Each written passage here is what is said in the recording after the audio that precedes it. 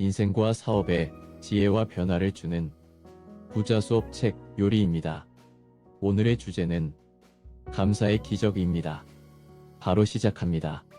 3일만 세상을 볼 수 있다면 헬렌 켈러는 보지 못하고 듣지 못하고 말하지 못하는 보통 사람들은 상상도 하기 힘든 장애에도 불구하고 인간의 삶이 얼마나 숭고한 것인지를 알려준 여성입니다.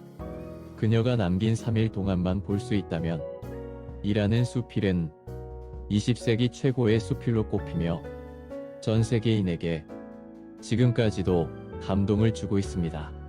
그 내용은 다음과 같습니다. 첫째 날에는 친절과 겸손과 우정으로 내 삶을 가치 있게 만들어준 사람들을 보고 싶다.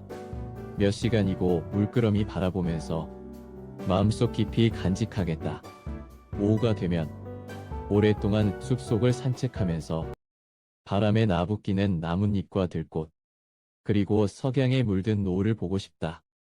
둘째 날에는 새벽에 일찍 일어나 밤이 낮으로 바뀌는 가슴 떨리는 기적을 보고 싶다.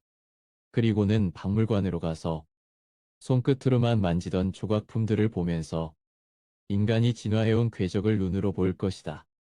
저녁에는 영화나 연극을 볼 것이다. 그리고 밤하늘의 별들을 바라볼 것이다. 셋째 날에는 아침 일찍 큰 길에 나가 사람들의 얼굴을 보고 싶다. 도시 여기저기에서 그들이 활기차게 일하며 살아가는 모습을 보고 싶다. 저녁이 되면 네온사인 반짝이는 쇼윈도의 물건들을 볼 것이다. 집으로 돌아와서는 사흘 동안만이라도 볼 수 있게 해주신 하나님께 감사의 기도를 드릴 것이다. 그리고 암흑의 세계로 돌아갈 것이다.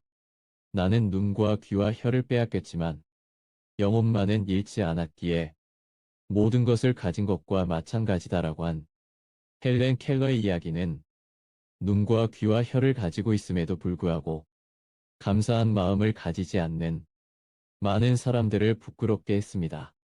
단 3일이 아니라 30년 혹은 수십 년 동안을 볼 수 있고 들을 수 있고 말할 수 있었다면 이제 한 번쯤은 두 눈을 감고 감사라는 단어를 떠올려 봐야 하겠습니다. 다음 이야기입니다. 멍청한 녀석 넌 역시 구제불능이야. 학창시절 내내 선생님으로부터 이런 이야기를 듣는 아이가 있었습니다. 엄마 뱃속에서 10달을 채우지 못하고 조산하러 태어난 이 사내 아이는 커서도 말썽만 부렸습니다. 학교 성적은 바닥이어서 늘 낙제점을 받았습니다. 학교 선생님들은 그의 생활기록부에 이런 기록을 남겼습니다. 품행이 나쁨, 야무지지 못함, 의욕이 없음, 그부들과 상습적으로 다툼, 자기 소지품을 제대로 챙기지 못함, 지각을 자주 함. 이 아이는 결국 기준 미달의 성적 때문에 3년이나 유급을 했으며 특히 수학을 싫어하고 국어도 낙제 성적을 받기 일쑤였습니다. 명문대학교에 입학할 성적이 되지 못해 삼수 끝에 겨우 육군사관학교에 입학했지만 사관학교에서도 성적이 썩 좋지 않아 보병이 아닌 기병에 들어갔습니다. 그나마 기병대로서도 크게 두각을 나타내지도 못했습니다. 한심한 말썽꾸러기, 열등생, 낙제생, 삼수생, 별 볼 일 없는 아이. 그는 누구일까요? 그는 어떤 어른이 되었을까요? 그의 이름은 바로 윈스턴 처칠입니다. 제2차 세계대전을 승리로 이끈 영국의 위대한 리더이자 전설적인 정치인, 수많은 저서를 남긴 작가이자 노벨 문학상 수상자. 2002년 영국 방송에서 영국인 100만 명을 대상으로 실시한 위대한 영국인 100명이라는 설문조사에서 셰익스피어와 뉴턴을 제치고 1위를 차지한 인물. 그의 이름을 딴 초등학교만 10개가 넘는 명실상 부한 영국의 자부심. 훗날 그가 옥스퍼드 대학교의 졸업식 축사에서 남긴 말은 딱 한마디였습니다. 절대 포기하지 마십시오.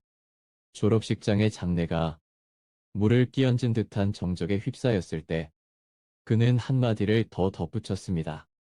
절대, 절대, 절대 포기하지 마십시오. 성과만능주의에 시달리는 사회. 오늘날 우리 사회는 성과만능주의에 덫에 시달리고 있습니다.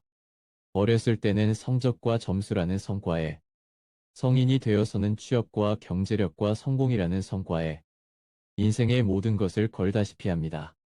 개인의 개성보다는 획일화된 기준에, 각자의 행복보다는 남들이 부여하는 평가와 판단에 매달리는 사회. 남을 평가할 때도 겉으로 보이는 모습과 겉으로 드러나는 획일주의적인 성과에 의해서만 옳고 그름을 단정짓는 사회. 이러한 성과만능주의 사회 속에서 사람들은 무수한 상처를 입습니다. 지금 가지고 있는 행복보다는 가지고 있지 못한 불행에 집착합니다. 범사에 감사하는 마음보다는 매사에 불평하는 마음으로 살아갑니다. 스스로 패배감에 휩싸일 뿐만 아니라 남을 탓하고 타인에게 책임을 전가합니다. 그리고 다른 사람의 판단과 다른 사람의 말 한마디에 쉽게 좌지우지되어 흔들립니다. 무엇이 우리를 이토록 불행하게 만들었을까요? 왜 이토록 모든 사람들이 힘겹게 살고 있을까요? 겉으로 드러나는 성과에만 집착하는 태도가 지금의 불행을 불러온 것은 아닐까요? 삶에 감사할 줄 모르기 때문은 아닐까요? 관점을 바꾸면 차이가 보인다.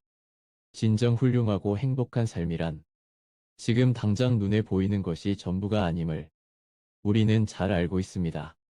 어렸을 때 한심한 낙제생이었던 윈스턴 처칠은 비록 학교 성적은 형편없었지만 역사 과목만큼은 항상 흥미를 느끼고 독서도 열심히 했습니다. 위대한 정치인이자 작가로서 후세의 이름을 남긴 그의 어린 시절을 오로지 성적과 성과로만 평가했다면 그는 영원한 열등생으로 남았을지도 모릅니다. 그러나 관점을 바꾸면 모든 것이 달라집니다. 윈스턴 처칠이 그랬던 것처럼 수학 점수가 꼴찌인 아이라 할지라도 다른 과목에서는 놀라울 만큼 흥미와 적성을 보일 수 있습니다. 대기업에 들어가기에는 스펙과 영어 점수가 남보다 한참 부족한 취업준비생이라 할지라도 알고 보면 대기업과는 전혀 다른 직업군에서 자신만의 창의력과 잠재력을 발휘할 수 있습니다. 어떤 이에게는 크고 넓고 비싼 아파트에 사는 것만이 행복이겠지만 다른 이에게는 작은 시골집에서 텃밭을 일구고 살아가는 것이 더 큰 행복일지도 모릅니다. 관점을 바꾼다는 것은 무엇일까요? 그것은 성공과 행복의 기준이 오로지 한 가지라는 고정관념을 버리는 것입니다. 나의 기준과 남의 기준이 같지 않음을 인정하는 것입니다. 겉으로 드러난 성과와 객관적 수치 뒤에 눈에 보이지 않는 더 큰 소중한 가치가 있음을 아는 것입니다. 관점을 바꾼다는 것은 남이 나를 판단하는 잣대가 절대적으로 옳지는 않다는 것을 아는 것. 또 마찬가지로 내가 남을 판단하는 잣대도 절대적으로 옳지는 않다는 것을 인정하는 것입니다. 기준이 다름을 알고 당장의 성과가 전부가 아님을 알 때 삶을 바라보는 관점이 달라집니다. 사람을 대하는 태도가 달라집니다. 불행을 대하는 마음의 힘이 달라집니다. 그리고 이것은 결국 우리 마음속 행복감에 결정적인 영향을 끼칠 것입니다. 그리스 신화에 나오는 피그말리오는 키프로스 섬에 사는 위대한 조각가였습니다. 그는 이 세상의 모든 여성을 혐오하여 평생을 독신으로 살고자 했습니다. 키프로스 섬 여성들은 섬에 왔다 가는 나그네들에게 몸을 파는 매춘을 하고 살았습니다. 이는 오래전 키프로스의 여인들이 섬에 온 사내들을 박대하고 함부로 죽여 제물로 바치는 행위를 한 탓에 아프로디테 여신에게서 저주를 받았기 때문입니다. 이에 피그말리오는 현실 세계의 여성과는 절대 결혼하지 않으리라 결심했습니다. 그는 신적인 솜씨를 발휘하여 마음속에 둔 이상적인 여성의 모습을 상하 조각으로 만들어 나갔습니다. 그런데 완성된 여인 조각상이 어찌나 완벽하고 아름다웠던지 결국 그는 자신이 만든 조각상과 사랑에 빠지고 말았습니다. 마치 살아있는 여인을 대하듯 옷을 입히고 말을 걸고 보석을 선물했습니다. 그리고 이 처녀를 아내로 맡게 해달라고 간절히 기도를 올렸습니다. 간절한 기도에 마음이 움직인 아프로디테 여신은 마침내 그의 소원을 들어주었습니다. 어느 날 피그말리온이 집으로 돌아왔을 때 그 차가운 조각상의 살갗에 온기가 도는 살아있는 여인이 되었습니다. 이것이 그 유명한 피그말리온 신화입니다. 이 신화는 오랫동안 여러 예술가들의 영감을 끊임없이 자극했습니다. 20세기의 극작가 버나드 쇼는 이라는 희곡을 썼고 이 작품을 다시 각색한 오드리 헵번 주연의 영화 가 탄생하기에 이르렀습니다. 이 영화에서 독신주의자인 언어학자 헨리 히긴스 교수는 빈민가에서 꽃을 파는 가난한 처녀를 교육과 언어 교정을 통해 우아한 숙녀로 변화시킵니다. 촌스러운 소녀에서 우아한 뒤부인으로 바뀐 여주인공 일라이저는 극 중에서 이런 말을 합니다. 꽃 파는 아가씨와 숙녀의 차이는 어떻게 대접받느냐의 문제예요. 어떻게 대접받고 평가받느냐에 따라 전혀 다른 결과를 가져온다는 것. 그리스의 피그말리온 이야기에서 비롯된 이 이론은 심리학에서 피그말리온 효과라고 불립니다. 타인의 기대와 대접에 따라 태도와 잠재력과 결과가 얼마든지 달라질 수 있다는 것을 뜻하게 되면서 현대의 교육학과 대인관계 이론 등에도 영향을 끼쳤습니다. 어떻게 평가받느냐가 인생을 바꾼다. 사람들은 다른 사람의 평가에 무척 민감하게 반응합니다. 긍정적인 기대의 말 한마디만으로도 놀라운 잠재력을 발휘하기도 하고 부정적인 비난의 말 한마디에 깊이 좌절하기도 합니다. 그래서 타인과 사회의 평가는 자극제가 되기도 하지만 덫이 되어 발목을 잡기도 합니다. 문제는 긍정적인 자극이 아닌 족쇄와 덫으로 작용하는 경우입니다. 쉬운 예로 부모로부터 늘 긍정적인 기대와 격려를 받는 아이는 얼마든지 발전할 수 있지만 늘 지적받고 야단만 맞는 아이는 문제아로 낙인 찍혀 더 이상 발전하지 못하는 경우가 많습니다. 차가운 조각상을 따뜻한 피가 도는 여인으로 변화시킨 힘은 긍정적인 기대에서 나왔습니다. 간절함을 담은 기대감, 그리고 무생물을 여인으로 대접한 정성이 불가능을 가능케 했을 것입니다. 그러나 오늘날 우리 생활에서는 피그말리온 신화와 반대되는 부정적인 평가가 더 큰 영향을 미치곤 합니다. 쉽게 말해, 다른 사람이 하는 10마디 칭찬보다 나를 향한 한마디 비난에 상처를 받아 두고두고 마음에 새겨두는 것입니다. 심리학에서는 두뇌가 외부의 긍정적인 정보보다 부정적인 정보를 더 심각하게 받아들이도록 진화했다고 말합니다. 왜냐하면 인간이 야생에서 살아남으려면 천재지변이나 위험한 사고, 무서운 맹수, 공포스러운 돌발 상황 등 외부의 부정적인 정보를 예민하게 받아들여야 했기 때문입니다. 위험한 자연과 천적으로부터 생존하기 위해 이러한 본능이 인간의 두뇌에 깊이 각인되었던 것입니다. 그래서 현대인은 맹수에게 쫓기던 야생에서 벗어났음에도 불구하고 외부의 부정적 정보를 잘 잊지 못하는 습성을 여전히 갖고 있다고 합니다. 남이 잘해준 것보다 남이 내게 서운하게 대한 것을 더 잘 기억하고 10가지 행복한 일보다 한 가지 불행한 일을 더 크게 받아들이며 10명의 칭찬보다 한 사람의 비난을 오래 기억합니다. 그러나 타인의 부정적 평가만을 마음에 새겨두는 습성을 고수하는 한 더 큰 발전을 이루기는 어렵습니다.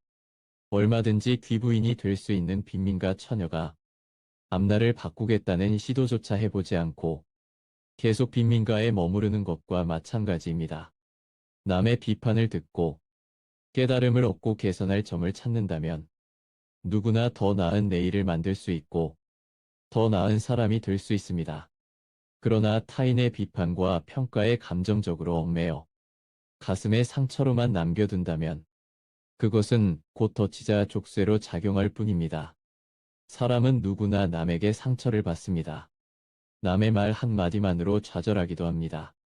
타인의 비난 때문에 의기소침해져 계획을 포기하기도 합니다.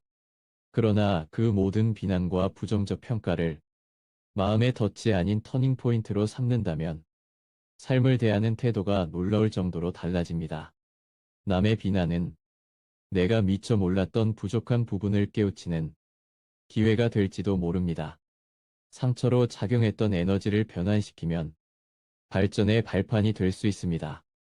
타인의 근거 없는 비난으로 인한 마음의 상처가 오히려 자신을 단련하는 자극제가 될 수 있습니다.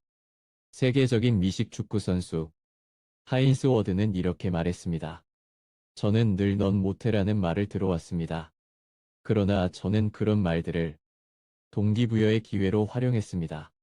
결국 받아들이기 나름입니다. 외부의 부정적 에너지를 초월하고 극복할 때 비난의 덫과 족쇄로부터 자유로워질 수 있습니다.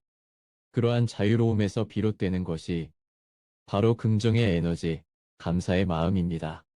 그때 우리는 다음과 같이 말할 수 있을 것입니다. 비난해 주셔서 감사합니다. 덕분에 저의 마음이 더 단단해졌습니다. 평가해 주셔서 감사합니다.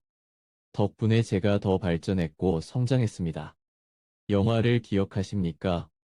서양 음악사 최고의 천재 모차르트와 그를 시기한 또 다른 음악가 안토니오 살리에리의 이야기를 그린 작품입니다.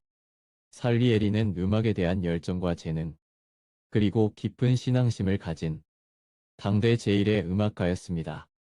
그러나 그의 앞에 인간의 영역을 넘어선 것만 같은 천재 음악가, 바로 모차르트가 나타나지요. 그러나 살리에리의 눈에 모차르트는 방종하고 게으를 뿐만 아니라 신 앞에 오만하기까지 한철없는 작자였습니다. 살리에리는 마치 신의 사랑을 독차지한 듯 천재적인 음악들을 작곡해내는 모차르트를 보며 차츰 절망하게 됩니다. 살리에리는 하나님에 대한 신앙이 투철했으며 평생을 경건하고 성실하게 살았습니다. 그리고 누구보다도 음악을 사랑하며 좋은 음악을 만들기 위해 노력하고 또 노력했습니다. 그러나 하나님 앞에서 그토록 간절한 기도를 올렸음에도 불구하고 정작 자신이 아닌 모차르트가 창작한 음악들이 더 뛰어나다는 것을 깨닫고 절규합니다. 살리에리는 분노와 시기심으로 견딜 수 없어 합니다. 그리고 하나님 앞에서 이렇게 울부짖습니다. 하나님, 왜 저에게는 음악에 대한 열정만 주시고 음악에 대한 재능은 주지 않으셨습니까? 살리에리는 하나님이 불공평하다고 생각했습니다. 자신이 그 누구보다 불행하게 느껴졌습니다. 왜 더 노력하는 자신에게 은총을 내려주지 않는지 하나님을 원망했습니다. 그는 질투와 시기심으로 서서히 광기에 휩싸였습니다. 그리고 모차르트를 죽음으로 몰고 갈 계획을 세우고 실행에 옮기고 맙니다. 그러나 모차르트가 죽은 후 살리에리는 후회와 죄책감으로 인해 결국 정신병원에 들어가게 되고 죽기 전 마지막으로 신부에게 고해성사를 하면서 그동안의 일을 고백합니다. 평생 모차르트에 대한 질투와 하나님에 대한 원망에서 벗어나지 못한 살리에리. 이미 뛰어난 음악가이자 존경받는 예술가였던 그를 불행하게 만든 것은 무엇이었을까요? 모차르트라는 라이벌이었을까요? 아닙니다. 그를 불행으로 몰고 간 것은 모차르트와의 비교였습니다. 그는 신에게 부여받은 자신만의 존재 가치에 그 소중함과 감사함을 돌아보지 않았습니다. 그리고 남과의 비교라는 족쇄에 스스로 갇힌 채 행복이 아닌 불행을 선택했습니다. 한때 유행한 엄친아 혹은 엄친딸이라는 말은 이제 일상어가 되었습니다. 스펙 완벽하고 인물도 좋고 부모에게는 효성을 다한다는 엄마, 친구, 아들 혹은 딸이라는 존재가 이 땅의 모든 아들과 딸들을 위축시켰습니다. 한 번도 본 적 없지만 돈 잘 벌고 자상하며 가정적이기까지 하다는 부인, 친구, 남편이라든가 상냥하고 싹싹하면서도 마음에 드는 행동만 한다는 시어머니, 친구의 며느리 등 비슷한 파생어들도 다양하게 양산되었습니다. 엄마, 친구, 아들은 서울대에 들어갔다던데 넌 왜 그 모양이니? 흉내도 낼 수 없을 정도로 우월하고 완벽한 존재와의 비교.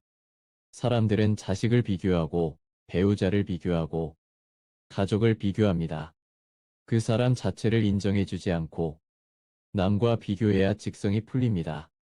비교를 당한 당사자는 열등감에 시달립니다.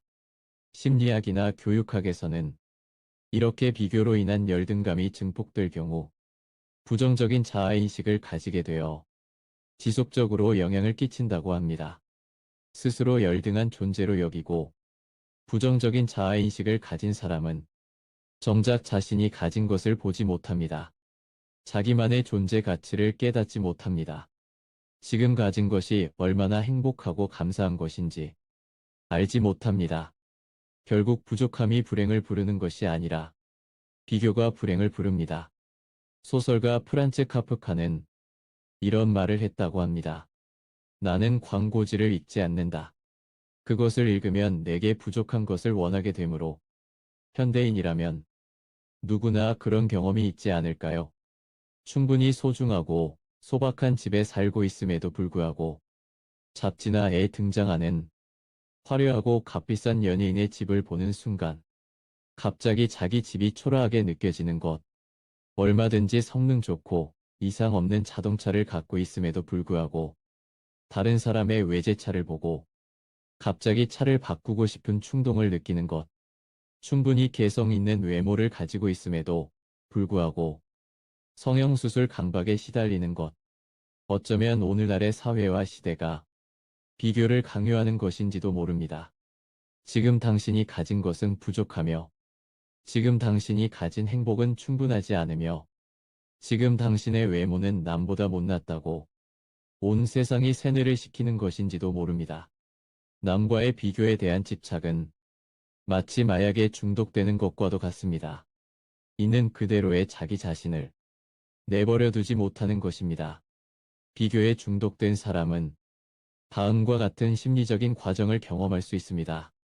첫째, 남과의 비교에 중독된 사람은 스스로에 대한 자존감이 저하됩니다. 자기 자신을 불완전하고 열등하고 모자란 사람이라 생각합니다. 자존감이 저하되면 매사에 불만이 쌓일 수밖에 없습니다. 둘째, 이러한 불만은 자기 자신뿐만 아니라 타인에게도 화살을 돌리도록 만듭니다.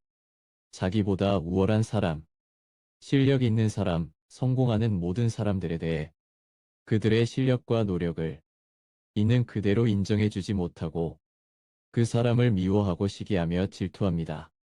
살리에리가 평생 모차르트를 시기했던 것처럼 증오와 시기심은 커져만 갑니다. 그리고 족쇄처럼 작용하여 마음을 올가맵니다. 셋째, 자신에 대한 자존감이 낮고 타인을 증오하는 사람은 항상 불행해합니다. 그는 매 순간 자신의 삶을 불행하다고 느끼고 자신의 현재에 대해 감사하지 못합니다. 나보다 나은 사람, 나보다 나은 상황과 비교하느라 정작 지금 가진 것들에 대해 감사하지 못하는 것입니다. 그래서 남과 자신을 비교하는 강박에서 벗어나지 못하는 경우 항상 자신감이 없고 독립적이지 못하며 주체성이 없습니다. 그리고 남의 말 한마디에 일희일비합니다. 타인의 평가에 예민하고 타인의 판단만을 기준으로 삼습니다. 남의 떡이 더 커 보인다. 위 속담처럼 사람은 누구나 남과 비교하려는 습성을 갖고 있습니다. 그러나 비교를 통한 열등감은 절대적인 것이 아닙니다. 비교로 인한 불평과 불만족은 자신의 마음에서 비롯된 것이지 절대적인 기준에 의한 것이 아닙니다. 똑같은 30평짜리 아파트에 살아도 어떤 이는 행복하다고 생각하고 어떤 이는 불행하다고 생각합니다. 60평짜리 집에 살았던 사람에겐 비좁은 집이겠지만 10평짜리 집에 살았던 사람에게는 더없이 넓고 쾌적한 집으로 느껴질 것입니다. 이처럼 비교는 상대적입니다. 짜장면을 선택하면 짬뽕을 선택하지 않은 것이 아쉽고 물냉면을 선택하면 비빔냉면을 선택하지 않은 것이 아쉬웠던 경험을 누구나 갖고 있을 것입니다. 그러나 짜장면을 선택했기에 짜장면의 맛을 만끽할 수 있었고, 물냉면을 선택했기에 물냉면이 가진 맛을 즐길 수 있었다는 것을 미처 생각하지 못합니다. 남과 비교하려는 습성도 일종의 중독 증세입니다. 담배나 술, 마약에 중독된 사람들이 맨 처음 금주를 하거나 투약을 중단하면 고통스럽고 힘들다고 느낍니다. 금단 현상을 경험할지도 모릅니다. 그러나 중독에서 완전히 해방된 순간부터는 비로소 맑은 정신과 몸으로 살아갈 수 있게 됩니다. 비교 중독도 마찬가지입니다. 타인과의 비교에서 자유로워지는 순간, 내가 가진 모든 것에 감사하게 되고, 진정한 행복을 만끽할 수 있습니다. 결국 행복이란 자신이 주체적으로 선택하는 것입니다. 불행도 자신이 불행하겠다고 선택했기에 불행한 것입니다. 비교 강박에서 벗어나고 지금 가진 것의 가치를 깨달음으로써 행복을 느끼고 매사에 감사할 수 있습니다. 러시아의 대문호 톨스토이는 라는 재미있는 단편소설을 남긴 바 있습니다. 이 이야기 속에서 가난한 소작농인 주인공에게 지주가 흥미로운 제안을 합니다. 지주는 땅을 판다고 하면서 다음과 같은 조건을 내걸었습니다. 단돈 1,000루블만 내시오. 그러면 당신이 오늘 해가 지기 전에 걸어서 출발점으로 돌아올 수 있는 지점까지의 땅을 모두 당신에게 주겠소. 하루 안에 걸어서 돌아올 수 있는 지점까지의 방대한 땅을 모두 가질 수 있다는 말에 소작농은 눈이 번쩍 뜨입니다. 그래서 더 넓은 땅을 차지하기 위해 전력 질주를 시작합니다. 하루 종일 달리고 또 달립니다. 숨이 턱까지 차오르고 죽을 만큼 힘들었지만 그는 발걸음을 멈추지 않았습니다. 조금만 더 발걸음을 내디디면 그 발걸음만큼의 땅을 더 가질 수 있기 때문입니다. 그는 끝까지 미련을 버리지 못했습니다. 해가 지기 전에 출발점으로 되돌아가야 하는데도 그는 걸음을 멈추지 못합니다. 마침내 출발점으로 간신히 돌아오긴 했지만 하루 종일 몸을 너무 혹사시킨 탓에 그만 피를 토하며 그 자리에서 죽고 맙니다. 결국 그가 갖게 된 땅은 죽어서 묻힌 자기 키만큼의 땅이 전부였습니다. 어떻게 해야 행복해질 수 있을까요? 어떻게 해야 현재의 행복에 감사한 마음을 가질 수 있을까요? 누군가는 이렇게 이야기할지 모릅니다. 로또의 1등으로 당첨되면 행복할 것 같아요. 돈만 있으면 뭐든지 할 수 있을 테니까요. 또 누군가는 이런 말을 할지도 모릅니다. 성형수술을 해서 영화배우처럼 아름다워질 수만 있다면 더할 나위 없이 행복할 거예요.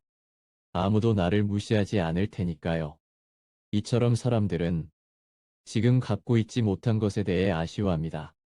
막대한 부와 드높은 명예와 완벽한 외모를 가지지 못했기에 행복하지 않다고 여깁니다.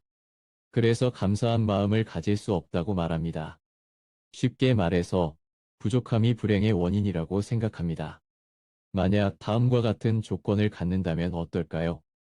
재산은 풍요로운 의식주를 영위하는 데 있어서 약간 부족한 재산을 갖고 있고, 외모는 모든 사람이 찬사를 보낼 만한 외모는 아니고, 명예는 세상이 나를 완전히 인정해주지 않아서 자신이 생각했던 것이 반밖에 인정받지 못하는 명예와 명성을 갖고 있고, 체력은 체력과 싸움 실력이 출중하지 않아서 남과 겨뤘을 때 한 사람 정도는 이길 수 있어도 두 사람 이상의 걔는 진다.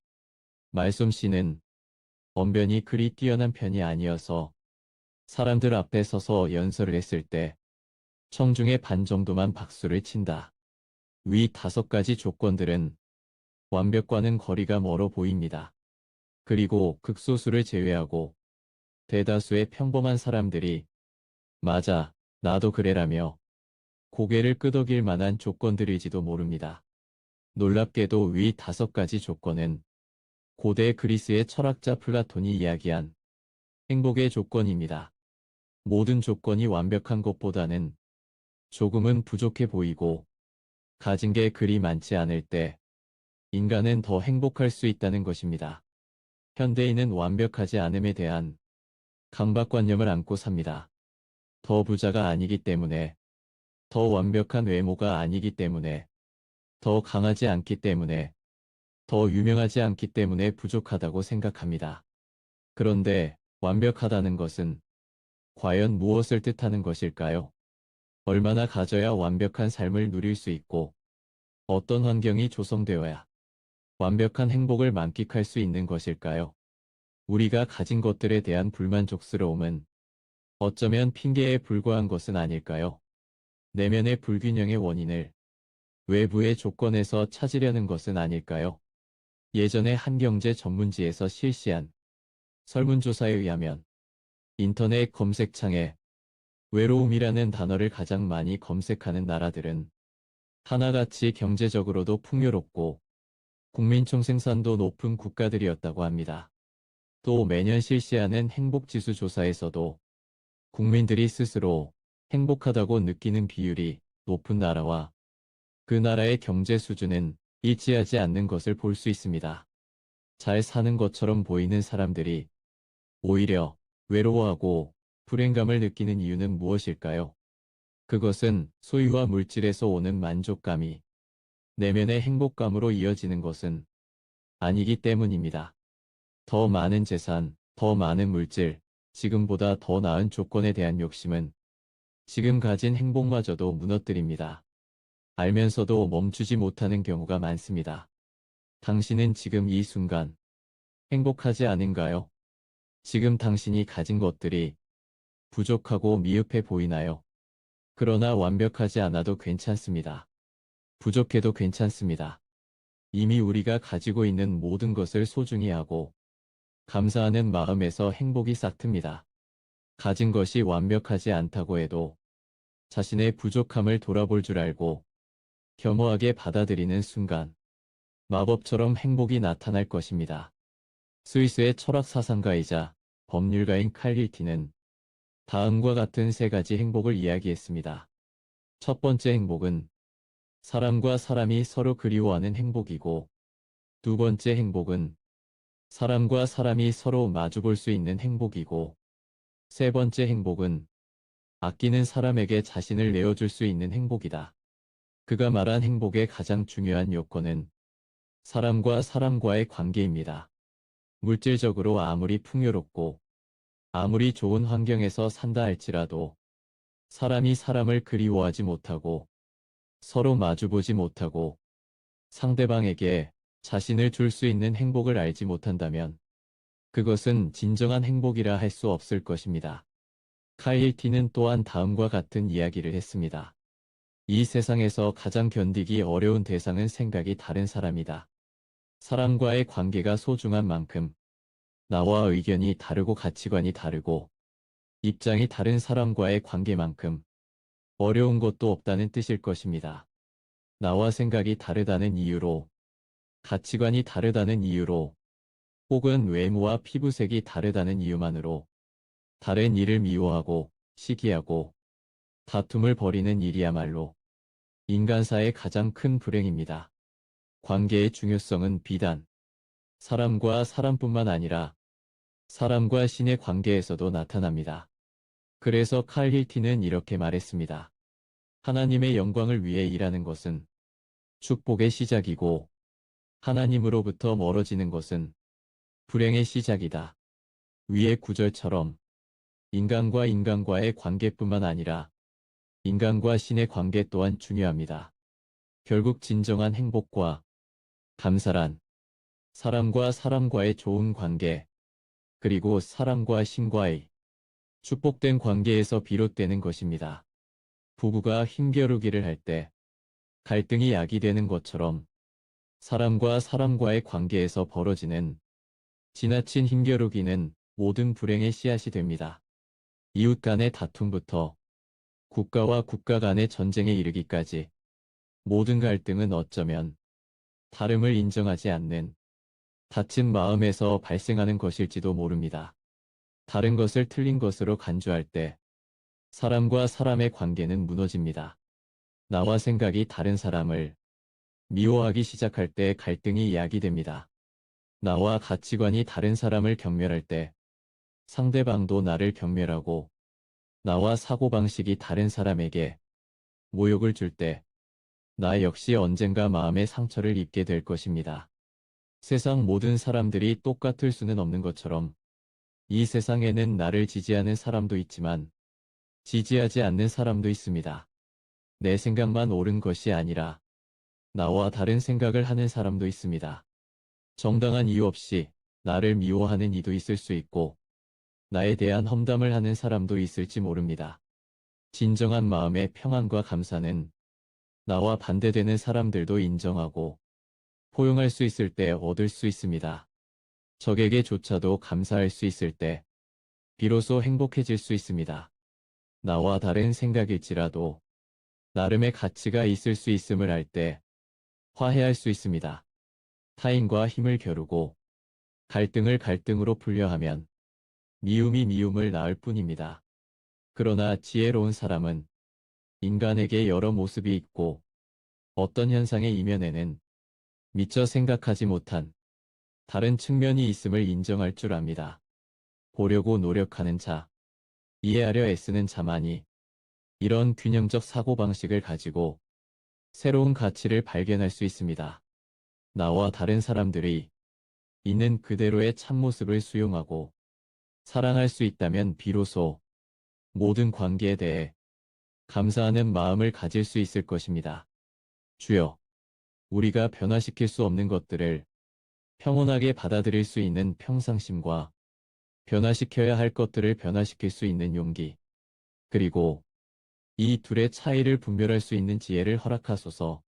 위 기도문은 미국의 신학자 라이놀트 니부어의 평온을 비는 기도입니다. 평생 신학을 연구한 그는 결코 더 완벽하게 해달라고 혹은 당장 많은 것을 바꿀 수 있게 해달라고 기도한 것이 아닙니다. 변화시킬 수 있는 것과 없는 것을 현명하게 분별하고 뭔가가 당장 바뀌지 않더라도 평온한 마음의 균형을 유지할 수 있기를 기원할 뿐입니다. 종교는 다르지만 우리나라의 법정 스님도 행복의 비결에 대해 한마디 하신 적이 있습니다. 행복의 비결은 필요한 것을 얼마나 갖고 있는가가 아니라 불필요한 것에서 얼마나 자유로워져 있는가에 있다. 법정 스님이 행복의 조건으로 내세운 것은 남과 자신을 비교하지 말 것, 움켜잡기보다는 쓰다듬을 것, 오래된 것을 아름답게 여길 것, 가끔 기도할 것, 이처럼 동서고금을 막론하고 진정한 행복에 대한 현자들의 답변에는 일맥상통하는 부분이 있습니다. 그것은 바로 행복과 감사함을 자신의 내면에서 찾아낼 수 있다는 것입니다. 현자들이 말하는 행복의 공통적인 조건은 감사인데라. 감사를 할 줄 아는 사람은 행복을 느낄 수 있습니다. 또 행복을 느끼는 사람은 감사할 줄 압니다. 우리가 가진 외부적인 조건이나 환경이 완벽해야만 감사할 수 있는 것은 아닙니다. 오히려 우리가 가진 것들이 완벽하지 않기 때문에 지금 가지고 있는 것들에 대해 감사할 수 있고 행복할 수 있습니다. 여기까지 하겠습니다. 내용이 너무 좋아서 요약은 거의 없이 책의 내용을 그대로 옮겨 책 내용의 3분의 1 정도를 읽어드렸습니다. 이어지는 내용은 상대방과 다름을 공감하는 감사 습관, 내 감정을 조절하는 감사 습관을 친밀한 관계로 만들기, 감사 습관의 실천, 감사 습관을 완벽하게 익히는 비결 등의 내용이 있습니다. 너무나 좋은 내용이어서 소개해드리지 못한 것이 너무 죄송하네요. 꼭 구입해서 읽으실 것을 강추합니다. 마지막으로 작가의 맺은 말을 소개하고 마치겠습니다. 감사합니다. 맺은 말. 한 번뿐인 인생. 감사 습관으로 기적을 만나자. 천국과 지옥의 차이는 무엇일까요? 천국은 꽃이 피고 새가 지저귀며 맛있는 음식이 가득한 곳이고, 지옥은 무시무시한 불구덩이의 고통이 영원히 끝나지 않는 곳일까요? 천국은 따뜻한 햇빛이 가득하고, 지옥은 칠흑 같은 어둠만 계속되는 곳일까요? 천국과 지옥에 관한 다음의 우화는 우리 삶이 무엇에 의해 천국과 지옥으로 나뉘는지에 대해 되돌아보게 합니다. 천국과 지옥은 둘 다 똑같이 맛있는 음식과 따뜻한 햇살이 가득한 곳이었습니다. 그런데 조금 특이한 조건이 있었습니다. 음식을 먹을 때 반드시 젓가락을 사용해야 했는데 젓가락이 매우 길어서 혼자서는 도저히 그 젓가락으로 음식을 먹을 수 없었습니다.